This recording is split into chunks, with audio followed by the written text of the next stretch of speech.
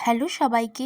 গত ২রা জানুয়ারি আমি গিয়েছিলাম আমার দাদার শ্বশুরবাড়ি জোয়ারকুলে একটা অন্নপ্রাশনের অনুষ্ঠানে। যেই বুচকিটার অন্নপ্রাশন ছিল তার আমি কোনো ফটো বা ভিডিও কিছুই নিইনি, কারণ আমার উচিত বলে মনে হয়নি।